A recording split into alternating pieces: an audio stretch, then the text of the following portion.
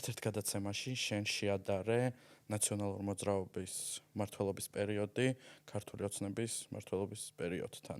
მაშინ იყო 6 წელი გასული, რაც ქართული ოცნება იყო უკვე ჩვენთან. შენ თქვი, რომ დანაშაულისა და შეცდომების შორის დიდი განსხვავებაა. მაინტერესებს, რას თვლი დანაშაულად? დანაშაულად თვლი ბიჭების მკვლელობებს.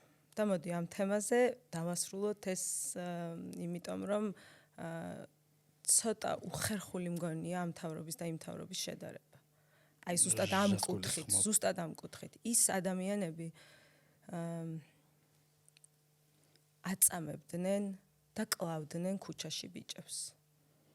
სირცხვილია ქართულ ოცნებაზე ამის თქმა და შედარება.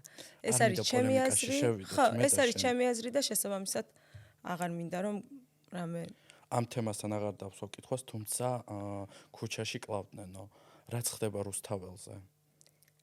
მივადექით მაგ საკითხს. მე მგონია რომ ის ბავშვები, რომლებიც იქ არიან,